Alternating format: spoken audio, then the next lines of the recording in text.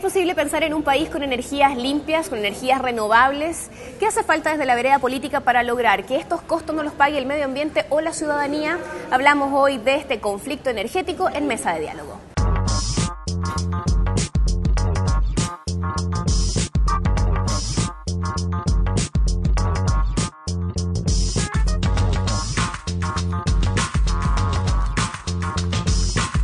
Mesa de Diálogo, desde la Confitería Torres. Estamos con Iván Couso, cofundador y ex coordinador del programa País de Eficiencia Energética del Ministerio de Economía, ex asesor de la Comisión de Minería y Energía de la Cámara de Diputados y el Senado, autodefinido como un anarquista moderado y miembro del Mambo. También nos acompaña Claudia Raman, ingeniero eléctrico y académica de la Universidad de Chile, doctora en Ingeniería Civil Eléctrica de la Universidad de Aachen en Alemania y especialista en energía eólica.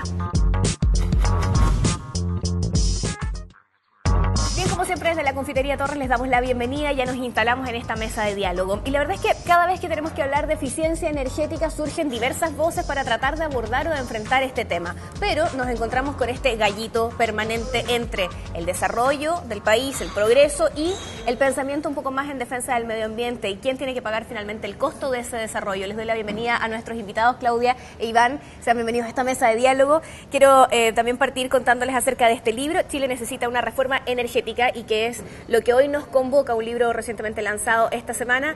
Iván, cuéntanos primero que todo, para entrar en materia frente a esta publicación, ¿por qué surge la idea de una propuesta energética de parte de la sociedad civil y no de lo que uno esperaría que en el fondo fuera una política de gobierno o de Estado? Bueno, esto coincide con el lanzamiento de una comisión asesora presidencial del tema eléctrico, propiamente tal, y cuya composición fue discutida por algunas personas que pertenecían a la sociedad civil, precisamente porque no habían invitado a ningún agente ni actor de la sociedad civil. Entonces, de alguna manera, para plantear una alternativa de discusión, se hizo un trabajo bastante fuerte durante 6 meses y terminó en este producto, que es un libro que se hace un lanzamiento a la ciudadanía y después se va a hacer entrega al presidente de la República y al presidente del Senado.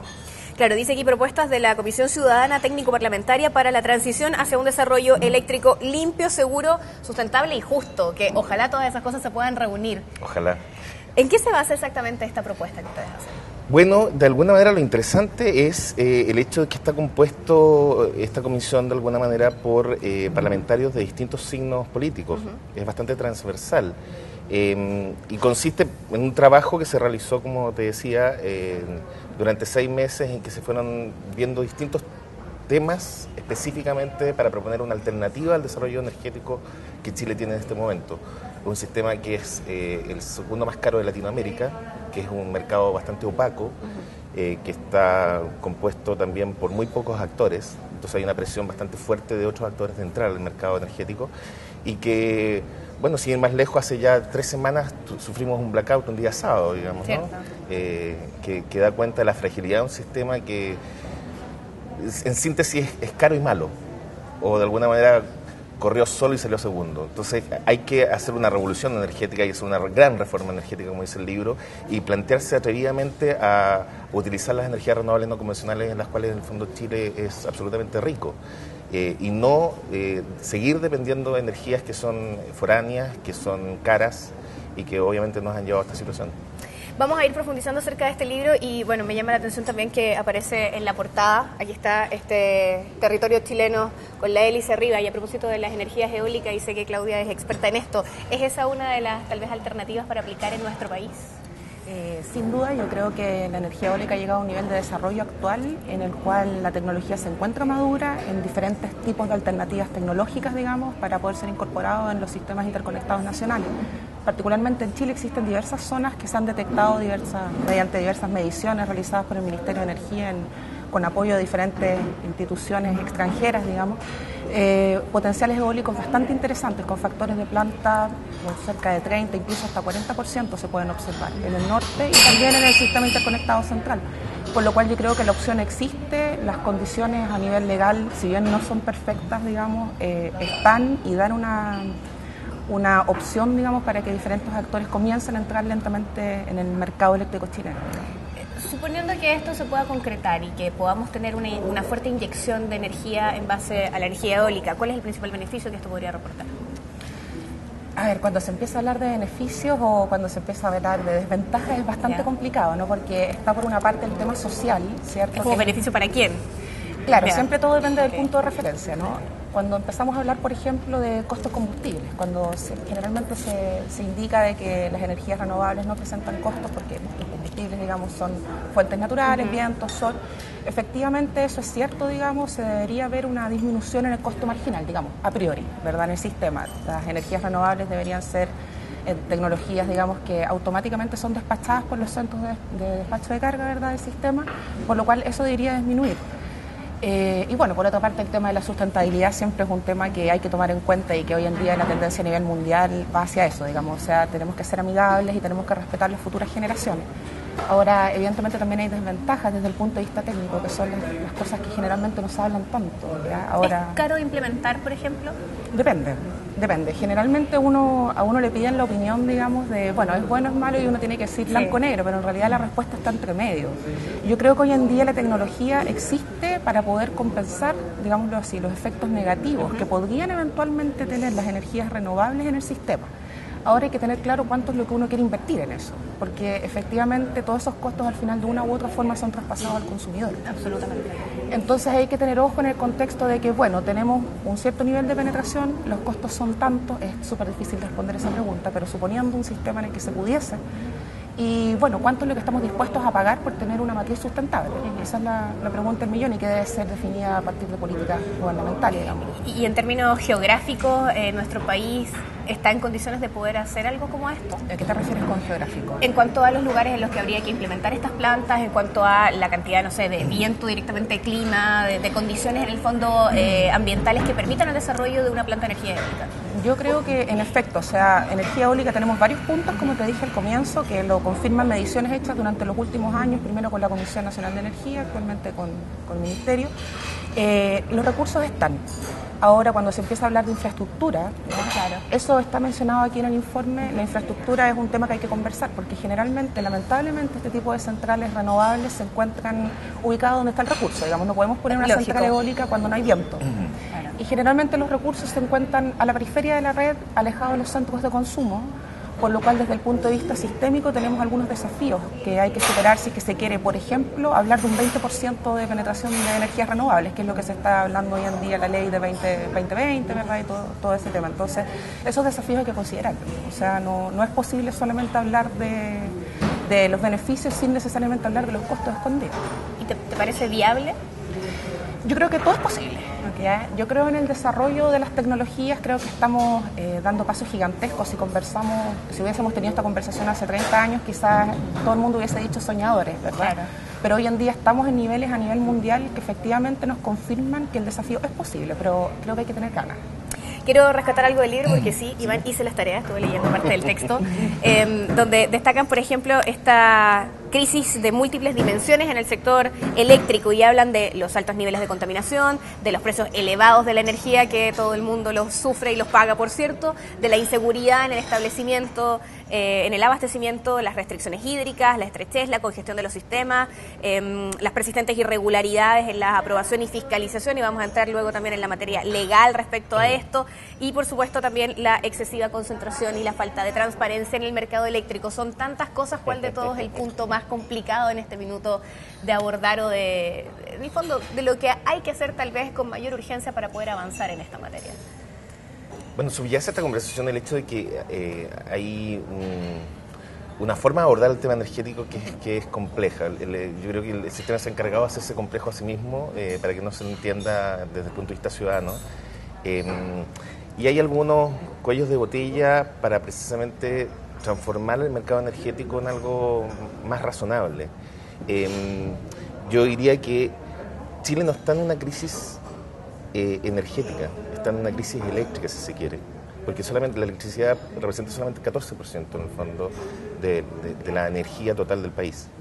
Y si además a eso le agregamos el hecho de que en el fondo 2/3 de esa electricidad son consumidas por grandes empresas, de alguna manera el tema a nivel ciudadano no es tan real como aparente, como se aparenta, digamos, a nivel público. No estoy hablando que no existan restricciones, de hecho hubo blackout precisamente porque por fragilidad, digamos, pero yo creo que está la amenaza subyacente a la población de que nos vamos a quedar sin energía. Y eso es falso. O sea, efectivamente, con una inversión de 70.000 millones de dólares en los próximos 7 años en cobre, quizás el cobre va a tener problemas con la energía, pero no el ciudadano. Y creo que sería muy bueno transparentar ese tema para precisamente, en el fondo, no hacer esa suerte de, digamos, de extorsión a la ciudadanía en términos de que nos vamos a quedar sin electricidad y que tenemos que crecer a como dé lugar y con una cualquier tipo de extorsión que, por cierto, ocupando tus términos, en el fondo, ha sido publicitada de esa manera y puntualmente frente a lo de Hidroaicén se decía, si no queremos tener un apagón, si Chile quiere progresar, es necesario la construcción de hidroeléctricas. No cabe duda que un país necesita energía, pero definitivamente lo importante es cuál es el rol estatal que de alguna manera dirige, condiciona, coordina los distintos proyectos energéticos para una cosa tan estratégica. Si al final el tema de energía es una cosa estratégica del país, no es estar en el fondo en las manos invisibles del mercado. Tiene que haber un rol estatal, tiene que haber una superintendencia, no de electricidad, sino que de energía. Chile fue el último país que tuvo un Ministerio de Energía en el mundo. Y mucha gente todavía sostenía que en el fondo el tema energético se podía manejar con 6 funcionarios y un chofer. Entonces, ese tipo de discusiones son las que en el fondo la gente está esperando que se haga para precisamente plantear un cambio en el sistema energético. Y volviendo a tu pregunta, ¿cuál es el tema más crítico?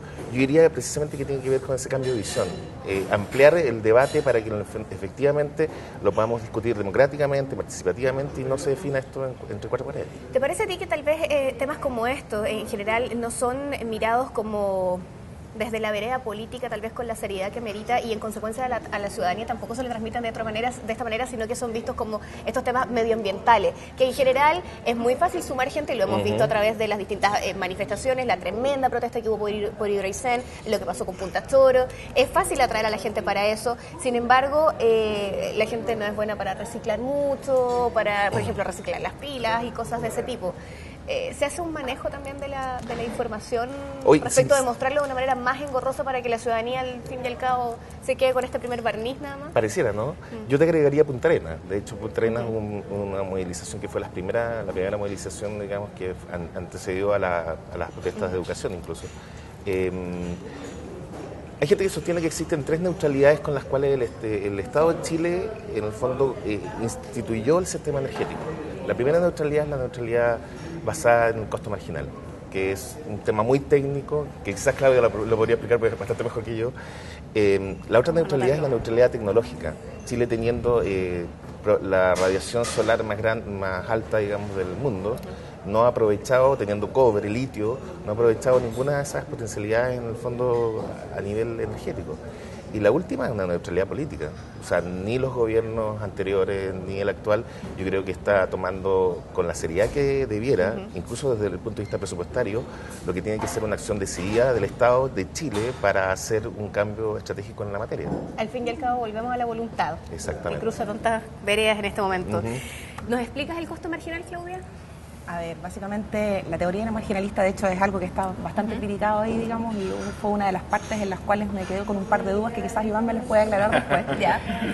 Básicamente consiste en que el sistema operado mediante los CEDEC, ¿verdad?, los Centros de Despacho Económico de Carga, ¿verdad?, despachan, o mejor dicho, más fácil, digamos, hacen que las centrales más baratas sean las primeras que generan, digamos. ¿Ya? Ahí existe una lista de méritos, ¿verdad? Las centrales, cada una de ellas con su costo marginal, y aquellas más baratas son las que empiezan a cubrir la demanda y termina la más cara, digamos, que vendría siendo el costo marginal del sistema. ¿Ya? Eso es básicamente, existe crítica ahí con respecto a que la teoría marginalista excluiría ciertas unidades, ¿verdad?, de energías renovables.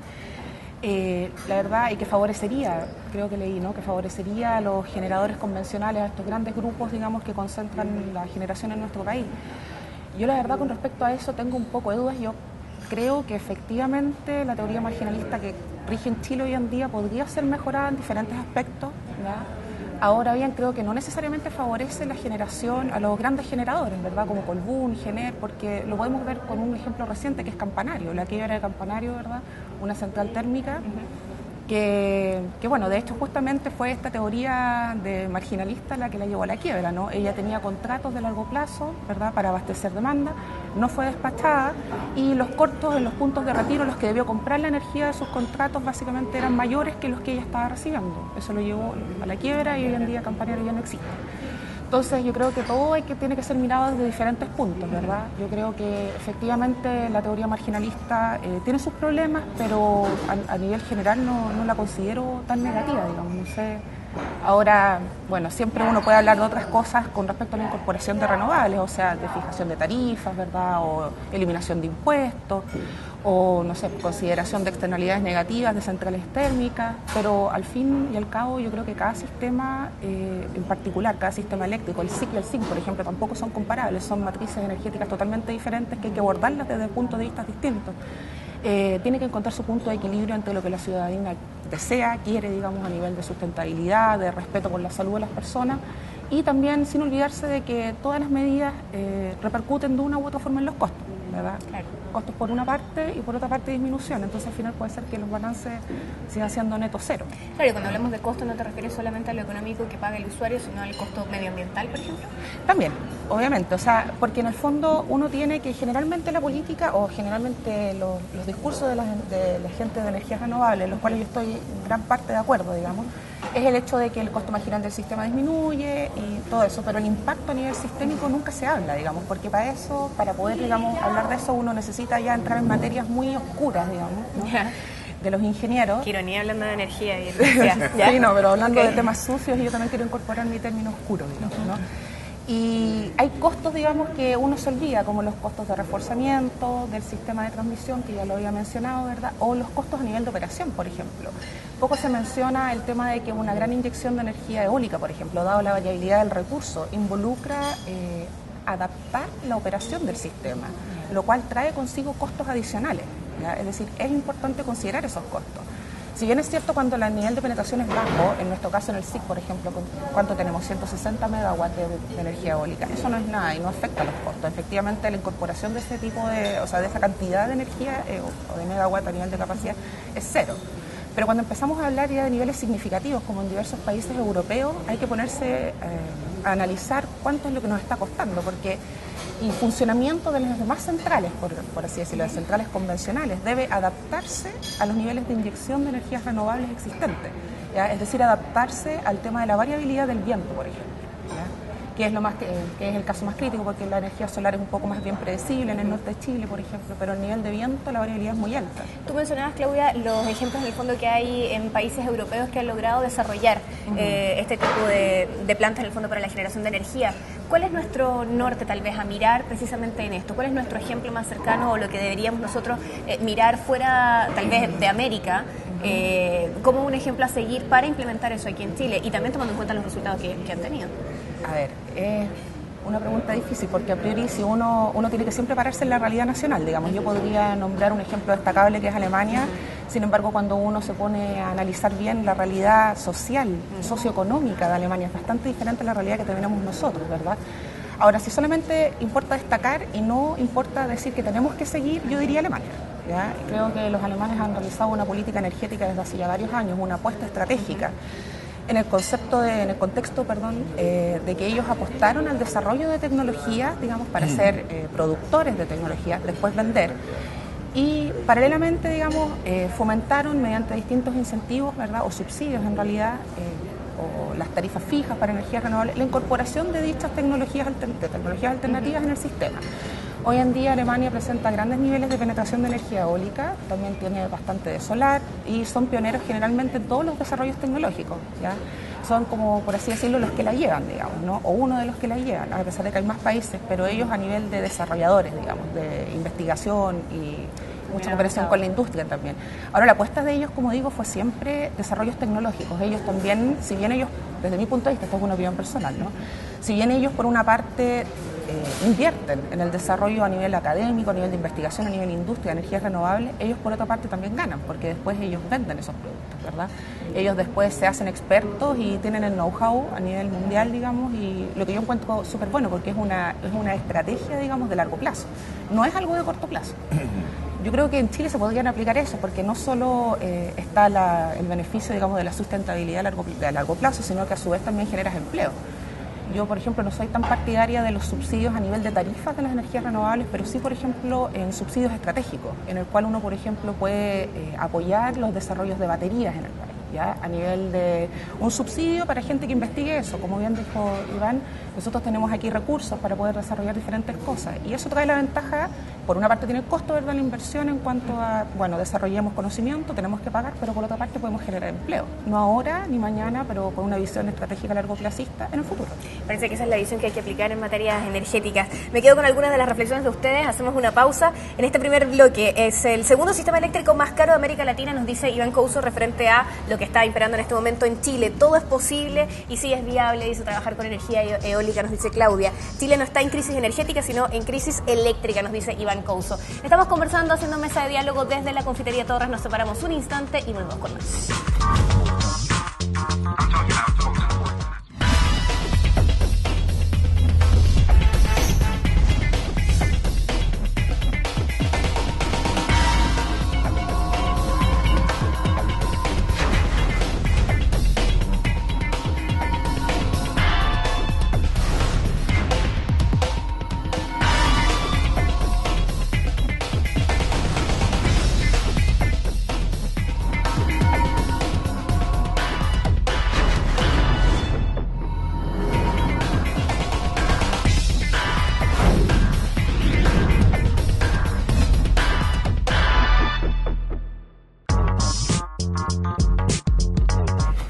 Haciendo mesa de diálogo, como siempre, desde este lugar clásico en el centro de Santiago, en Alameda con 18, está instalada la Confitería Torres desde 1879, el restaurante más antiguo en nuestra querida capital, y por supuesto es nuestra casa para hacer mesa de diálogo a través de elmostrador.tv. Nos acompañan Iván Couso y Claudia Raman, con quienes estamos conversando acerca de energías, de electricidad, y estábamos hablando recién de precisamente los costos y los traspasos finalmente también que llegan a las personas, ¿no? La persona que tiene que ir a pagar su cuenta de la luz a fin de mes. Y te quiero preguntar por la autorregulación del mercado, que es algo que impera en nuestra economía en términos generales, ¿no? Y que es una de las cosas de las que se habla también en materia energética, y se dice, por ejemplo, frente al tema de Hidroaicén, que una de las cosas que iba a regular el tema de los costos era este mercado autorregulado.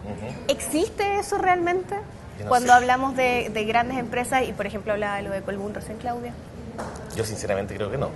Creo que es un mito. El ejemplo quizás más descriptivo de eso es precisamente la polémica que se generó con el proyecto Ralco. Fíjate tú que las tarifas de Santa Bárbara, la comuna más afectada, digamos, por ese proyecto, es una de las más caras de Chile.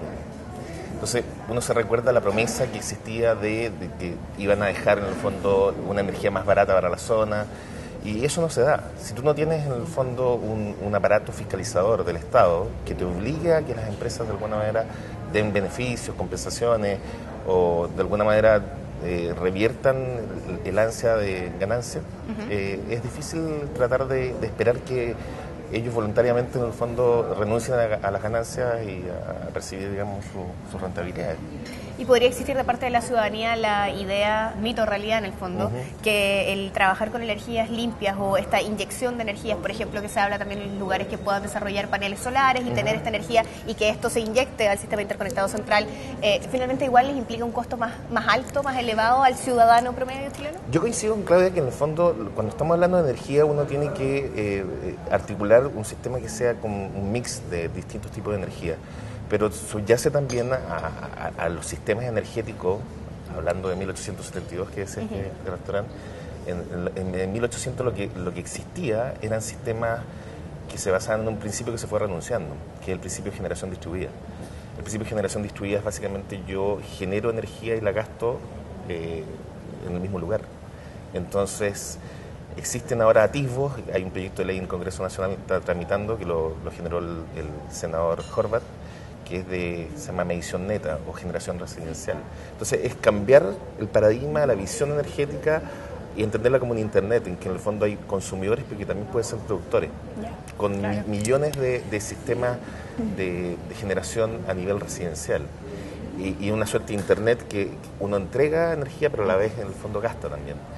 Ese tipo de cambios existen en todos los países razonables, existen fondos de energía renovable no convencional, existen, como decía Claudia, incentivos estratégicos para superar las curvas de aprendizaje de ciertas tecnologías que son difíciles de aprender, pero definitivamente nuevamente volvemos a la visión de que el Estado es el único órgano que puede empujar a la superación de esas curvas de aprendizaje y promover que existan innovación tecnológica que genere empleo, como decía Claudia, y que se entienda que las externalidades, los costos, al final del día también tienen que dar cuenta de alguna manera de las externalidades positivas y negativas, en ese sentido el tema ambiental. Claramente con una matriz carbonizada como la chilena no cabe duda que es un sistema caro y malo. Frente a la propuesta que ustedes hacen en este Chile necesita una gran reforma energética, llevémoslo a cifras. ¿Cuánto tiempo falta para poder hacer algo así y cuánto costaría?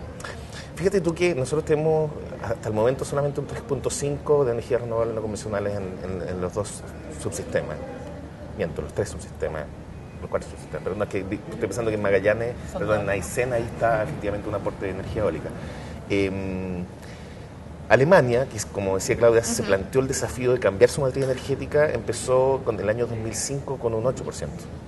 Y se planteaba que al 2020 tenía que tener un 20% de aporte de energía renovable no convencional. Estamos al 2011 y ya está entre 17 y 20%. O sea, están logrando 9 años antes en el fondo su objetivo. Claro. La economía chilena es mucho más chica. Tenemos una matriz que es mucho más chica que la alemana. Es bastante más fácil en Chile promover en el fondo desafíos que lo logremos en años razonables. Una meta del 2020 efectivamente puede funcionar, pero la ley 20.257 tiene ciertos defectos que también en el fondo aquí en este libro nosotros los denunciamos, como por ejemplo el hecho de que si uno no cumple con la meta, de alguna manera tiene que pagar una multa.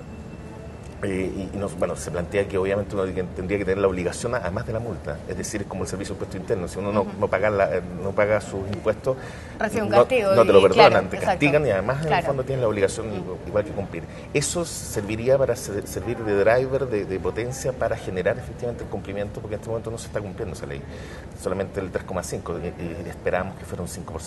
Entonces hay que hacer reformas legales para definitivamente avanzar de una manera más drástica y entender, llegar a un consenso nacional de que la política hay que todavía prefigurarla. No existe una política energética en Chile que esté estructurada y que en el fondo esté además consensuada. Y eso obviamente es obligatorio hacerlo, plantear los principios de esa política, consensuarla con la ciudadanía y plantear cambios a la realidad actual. Se da también en materia energética que tal vez la tecnología, precisamente tomando las palabras de Iván, ha avanzado más rápido que la legislación, que es algo que suele pasar en otras áreas también, frente también a estos vacíos en el fondo legales o a estas leyes que en este caso no fomentan, sino todo lo contrario en materia energética. Te refieres a nivel nacional, digamos, que estamos un poco atrás en cuanto a las normas. Yo creo que en realidad lo que ocurre es que nosotros en Chile estamos un poco, mejor me corrijo, estábamos un poco atrás en el concepto de la sensibilización de la ciudadanía a exigir cosas, ¿ya? Hoy en día estamos viendo un cambio total, no solamente en el contexto educacional, ¿verdad?, como salen los estudiantes a las calles, lo demostró Iván, diferentes propuestas. Yo he observado que últimamente la sociedad está mucho más involucrada en el mundo o en el país, en este caso, ¿verdad?, que le está rodeando. Esos son movimientos masivos que en Europa se dieron hace mucho tiempo, digamos, ¿no? Los estudiantes salieron a las calles, también reclamaron sus derechos, los ambientalistas también salieron a decir queremos otro tipo de matriz energética, no queremos energía nuclear. Y yo creo que en Chile estamos viviendo eso ahora. Y yo creo que el proceso que sigue necesariamente es que el gobierno, el que esté de turno, digamos, escuche la voz de la ciudadanía y se den cuenta, digamos, de que hay que tomar medidas en el contexto de estrategias a nivel nacional, en el cual existan políticas públicas que lleven de una u otra forma a que el mercado funcione de forma tal de que esté por lo menos un poco representado lo que quiere la población. Yo en realidad, con respecto a que la población decida ¿ya?, directamente, por ejemplo, la matriz energética o algo así, yo ahí estoy un poquitito en contra. ¿Hay suficiente información en la ciudadanía para que pueda decidir algo así? Eso es lo que yo creo. Ahora, no quiero que suene un comentario prepotente ni nada parecido. O sea, hoy en día, según yo, están las instancias en las cuales la ciudadanía puede participar. Si estoy en lo correcto, en la evaluación de impacto ambiental, hay una instancia en la cual se expresa la opinión de la gente, digamos, tengo entendido eso, no sé. En ese punto no vamos a estar de acuerdo. Ya, no vamos a estar de acuerdo. Pero no es la pregunta si el sistema funciona o no, sino que si es que existe la instancia, de ahí a que funcione es otra cosa. Pero la instancia a nivel político, digamos, está. Ahora bien, si es que la población tuviese que decidir cosas tan estratégicas, como bien dijiste tú, Iván, al principio, el tema energético de un país, o sea, incluso en el índice de riesgo país, ¿ya? Está involucrado de una u otra forma el tema de abastecimiento energético. O sea, si nosotros tomamos a nivel nacional medidas incorrectas, ¿ya? Por querer seguir algunas políticas, digamos, extremas, por ejemplo, ¿ya? Sin medir bien las consecuencias, eso puede tener un impacto incluso a nivel económico. Creo yo, digamos, ya no es mi área de expertise, me estoy alejando un poco, ya soy bien más bien técnica, ¿no? Pero es como mi opinión así, o sea, en el contexto de que la ciudadanía debería dar su opinión, creo que sí que es correcto, somos todos chilenos, tenemos derecho, pero siempre debería haber un cuerpo técnico que sea capaz de decir, claro, un cuerpo de expertos, que es lo que se intentaba con el CADE ahora, ¿verdad? Reuniendo a diferentes grupos, la diversificación de la comisión es otra cosa, digamos, pero se supone, o yo entendí que la idea del CADE era justamente que gente que en principio sabe bastante cómo funciona el sistema, que entiende todos los costos que hay, aquellos costos ocultos que muchas veces no se saben, tomen las decisiones, digamos, o no sé si toman las decisiones, pero por lo menos den las líneas para el gobierno pueda decidir, ¿ya? Ahora, como yo te dije al principio, yo creo que efectivamente estamos hacia un cambio en el paradigma, como bien dijiste tú, Iván, en el contexto de que el gobierno va a empezar a meterse más en este tema. Hace 10 años a nadie le importaba cuál era la matriz energética del país. El mundo, la mayoría de la gente quería tener tele, ¿ya? Quizás incluso yo a los 20 años también solamente quería poder tener internet o cosas del estilo. Hoy en día no, hoy en día hay conflictos sociales, digamos, la gente está interesada y el gobierno, yo creo, actual, así como el que venga después, ¿verdad? Tienen que empezar a escuchar y yo creo que en ese contexto van a empezar a salir normativas que favorezcan la integración de diferentes tecnologías en el sistema o de diferentes formas estratégicas del management, ¿verdad? De la energía, como bien, por ejemplo, decía Iván, el tema de las redes inteligentes. Iván, creo que no es necesario que explicite la pregunta, pero hay una clara diferencia de opinión aquí. O sea, yo quiero creer que de alguna manera cuando uno establece un sistema de participación ciudadana, aunque sea desde el punto de vista formal, ese espacio es ocupado y por la gente que tiene que ocuparlo. ¿El tema que es vinculante o no? Ese es el gran concepto. De alguna manera lo que no existe en Chile es la posibilidad, por ejemplo, de establecer políticas regionales de energía que se fueran vinculantes, porque cuando tienes megaproyectos que pasan por 5 o 6 regiones, obviamente que el principio de la generación distribuida no está presente ahí, digamos. O sea, pasas de 1.700 kilómetros para proveer claramente energía de un subsistema a otros subsistemas. Y en ese sentido, por ejemplo, el anuncio presidencial de la carretera pública trae para algunos, en el fondo, subyace otro tema, y que es que de alguna manera lo que vamos a hacer es integrar dos subsistemas, que es el sistema interconectado norte grande con el sistema interconectado central. Entonces, el 77% de la población que está en el SIC, de alguna manera, pasa a ser dependiente también de lo que ocurre con ese subsistema. Un subsistema que en el fondo se tenía racionamiento técnico durante muchos años y racionamiento incluso en las poblaciones. Si no, pregúntenle a la gente de Antofagasta o la región de Atacama, cuánto ha sufrido, digamos, desde el punto de vista de la provisión de energía, electricidad específicamente. Entonces yo creo que en Chile definitivamente el sistema de evaluación de impacto ambiental no da cuenta de la complejidad de los temas ambientales, claramente no favorece la participación ciudadana ni la decisión regional. El ejemplo más claro, en el fondo, es el caso de Barrancones, en que el presidente de la República dice que, en el fondo, llamó por teléfono a los dueños de la empresa, digamos, para solucionar tratar de preservar este lugar, este centro de la naturaleza. La pregunta es, ¿qué ganó esa empresa, no? Y, bueno, no es casual que el presidente haya dejado a Francia 2 meses después y que la empresa Suez Energy, en el fondo, haya sido autorizada a integrarse al sistema conectado al norte grande, al SIC, cosa que había solicitado durante 8 años. Y después la venta de las sanitarias, el 35% de las pertenencias estatales de la sanitaria fue vendida, y el mayor favorecido fue Aguas Andinas, que pertenece a Suez Energy. Entonces, hay cosas que definitivamente generan cierta sospecha de que hay grandes intereses movilizados, que en el fondo esto de la carretera pública, en teoría, para favorecer las energías renovables no convencionales, no es tanto, sino que lo que quiere de alguna manera es entrar a la gran enchilada del tema, específicamente qué va a pasar con los 70.000 millones de dólares que se van a invertir en cobre, para de alguna manera proveer que lo que decían los ambientalistas, se los acusaba hace 7 años atrás, que efectivamente los proyectos como Hidroaicén eran para la minería, de alguna manera va a ser verdad. Entonces ahí nadie sabe para quién trabaja, ¿no?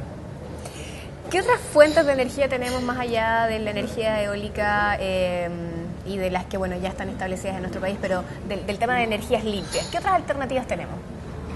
A nivel de los recursos que existen. Exacto, que sean implementables en Chile. Bueno, yo creo que evidentemente la energía solar en el norte tiene un potencial súper alto, ¿verdad? La energía eólica en diferentes puntos a nivel de toda la costa nacional y bueno, y también a nivel del interior en todo Chile, a lo largo de todo Chile. Y geotermia también es un tema bastante interesante y bastante poco explorado, creo yo, y que yo creo que hay bastantes opciones a nivel nacional. Tenemos una cadena, digamos, de volcanes, ¿verdad?, que de la cual podríamos extraer esa energía de forma tal de poder generar, ¿no? ¿Y la energía de las mareas? La energía mareomotriz también podría ser una opción, ¿verdad? Yo creo que hay, o sea, formas hay, digamos, ¿no? Ahora las más maduras, yo, desde mi punto de vista, es la eólica y la solar. ¿Qué pasa con la energía nuclear? Antes de contestar la energía nuclear, efectivamente, yo creo que hay otra energía que en el fondo es muy invisible, que no se ve, que es la eficiencia energética. Cuando tú incorporas la eficiencia energética dentro de tu matriz, en el fondo pasa a ser relevante. Y ahí me gustaría mostrar este cuadro, que la verdad que no está muy bien impreso, pero que da cuenta, por ejemplo, de la evolución presupuestaria del programa País de Eficiencia Energética o la actual agencia, que en el fondo en 2005 partió con 614 millones de pesos, es decir, $1 millón, y llegó a tener alrededor de 60 millones de dólares en el 2010.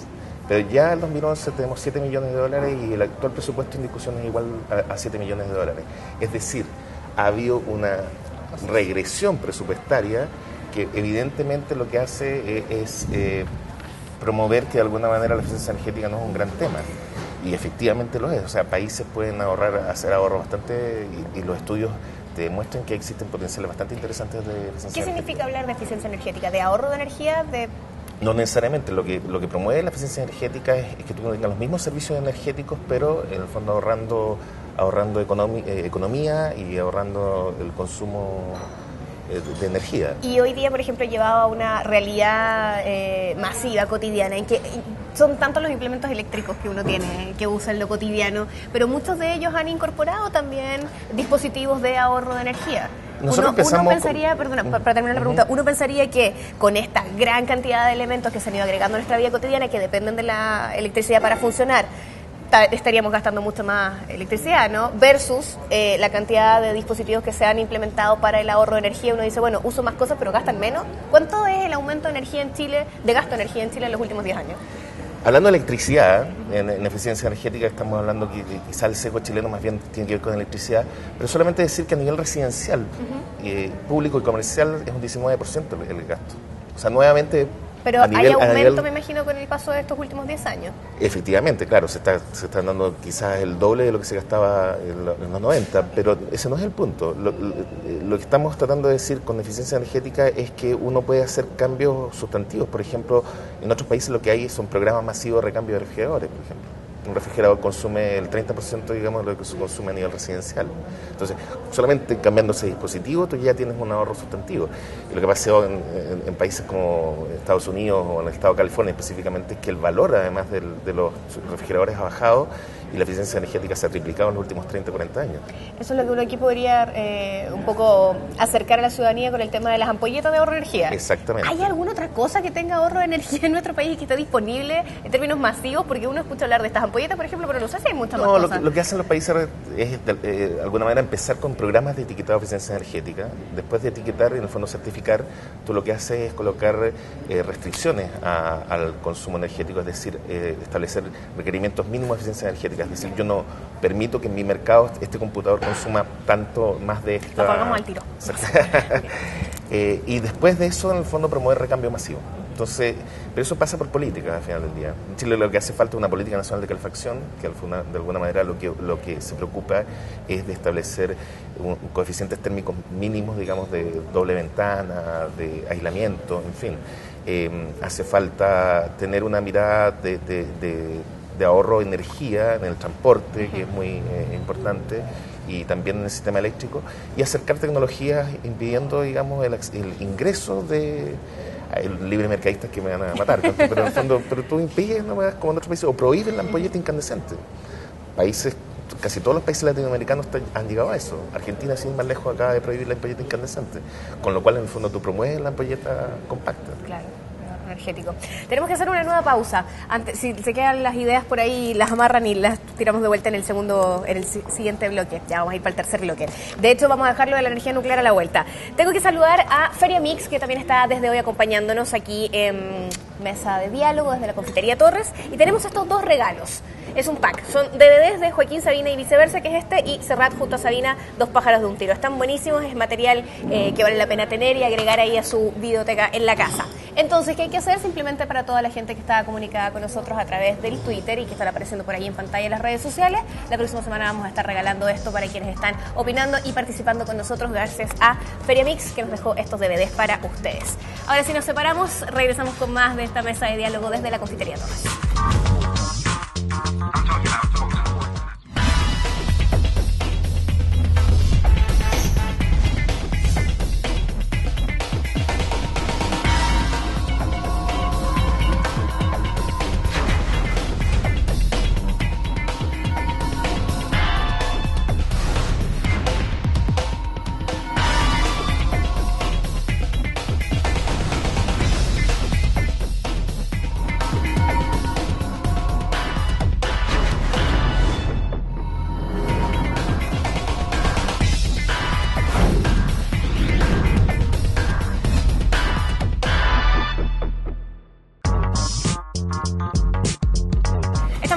Como siempre desde la Confitería Torres hacemos mesa de diálogo y debatimos acerca de electricidad, de energía, de las maneras en las que tal vez podemos acercarnos a este añorado progreso, cuáles son nuestros costos medioambientales, cuáles son los costos también para la ciudadanía cuando tiene que pagar la cuenta, que finalmente es lo que a muchos también les importa.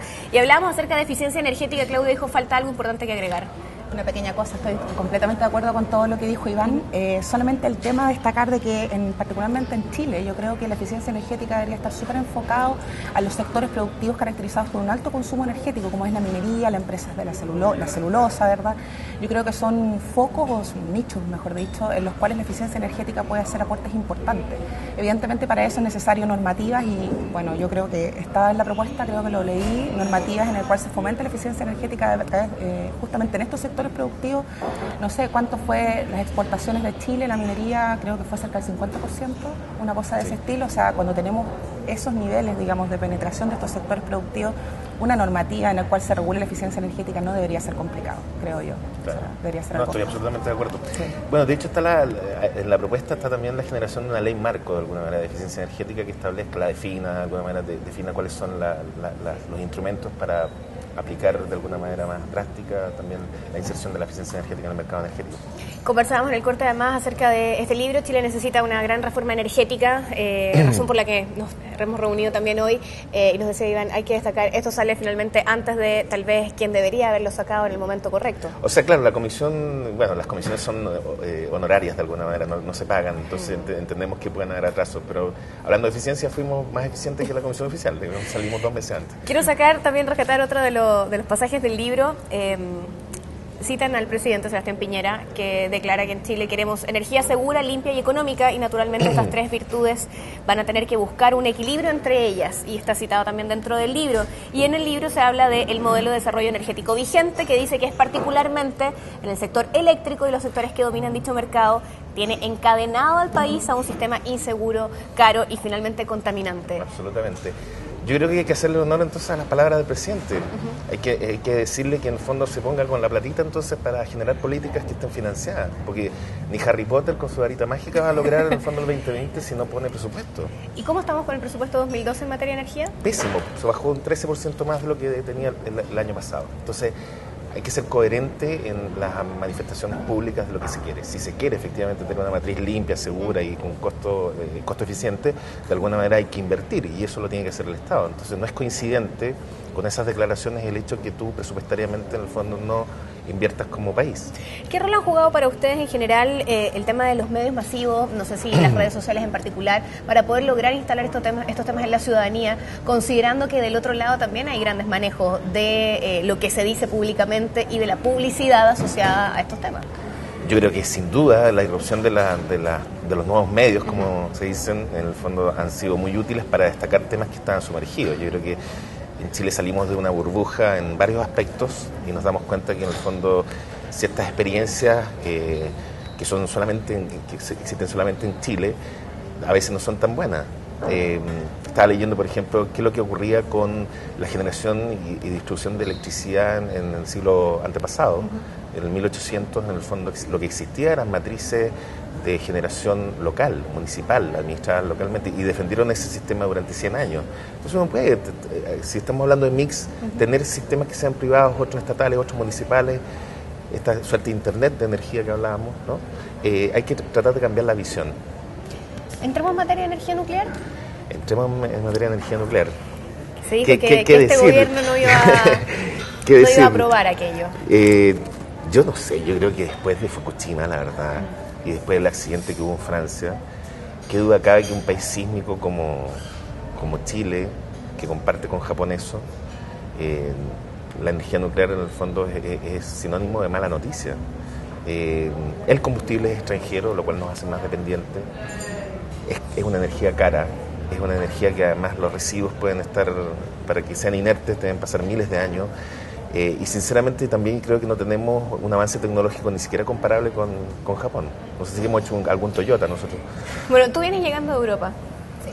¿Cómo es la situación en materia de energía nuclear allá? Bueno, la situación en Alemania yo creo que ha salido en los diarios aquí también, están básicamente sacando de servicio todas las unidades nucleares en el sistema después de hecho del accidente ocurrido en Japón. Ahora, en particular mi opinión con respecto a este tema, yo soy bastante drástica, no estoy de acuerdo con la generación nuclear, en particular en Chile, pero a nivel general tampoco en ninguna parte, porque creo que los riesgos que hay son muy altos, ya sea un país sísmico o no, o sea, podemos hablar incluso de un riesgo a nivel humano, o sea, no necesariamente tiene que haber un tsunami o un terremoto para que ocurra un accidente con resultados nefastos, o sea, basta con un error humano, que eso uno lo puede encontrar, digamos, todos los días, ¿no?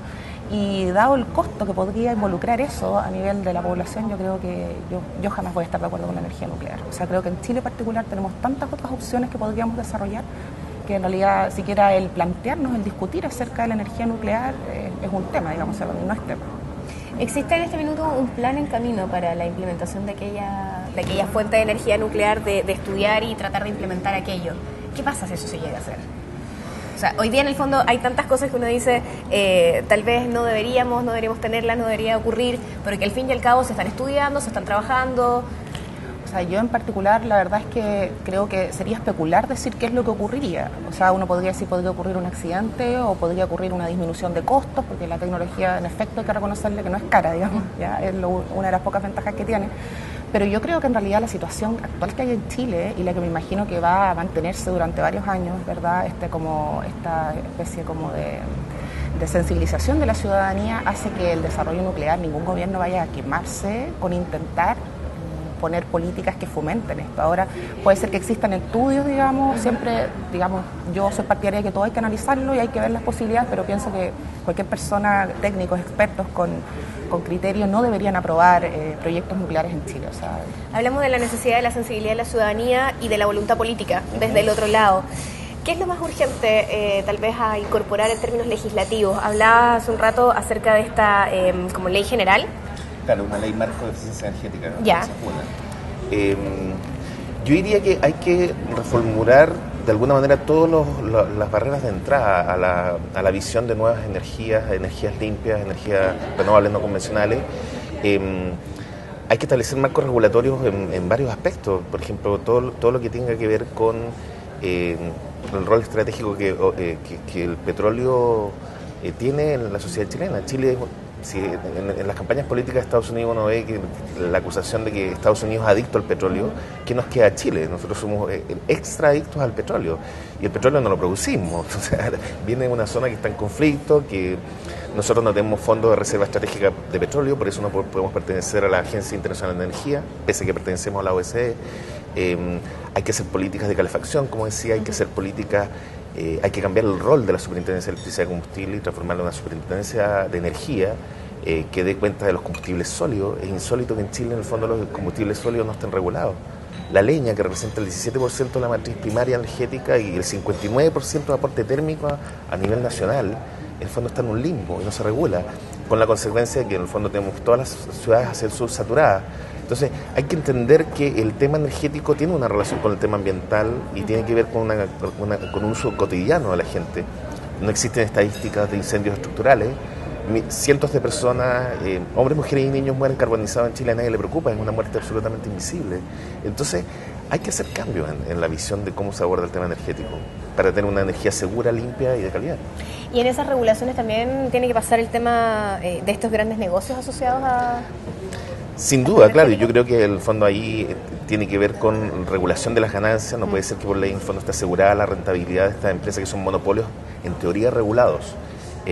Pero que cuando... la autorregulación del mercado. Claro, la autorregulación del mercado. Y que en el fondo lo que han llevado es a ganancias absolutamente injustificadas y que de alguna manera se traspasan a la gente. Cuando decimos que Chile tiene la energía, la segunda más cara de Latinoamérica o de Sudamérica, tiene que ver con eso. Es perfecto, efectivamente queremos avanzar en energías limpias y se dice que son más caras. Yo no sé si tanto, porque en el fondo si uno hace un ajuste precisamente las externalidades negativas de las otras energías, ¿qué te queda, digamos, ¿no? Si nosotros tuviéramos que establecer una división en términos porcentuales de cuánto le corresponde de responsabilidad y de toma de conciencia a la ciudadanía, en lo cotidiano, en la casa, en estas cosas que uno dice como por ejemplo cambiar la ampolleta por un ahorro de energía, versus lo que le corresponde de responsabilidad también al Estado o al gobierno, ¿cuánto hay en cada lado? Yo diría que obviamente cuando estamos hablando de un tema tan complejo o que se ha complejizado tanto, es difícil pedirle a la ciudadanía que entienda, digamos, incluso lo que aparece en una boleta de gas o de electricidad. En el detalle de la cuenta de la luz. Es muy difícil que entienda lo que es un kilowatt-hora.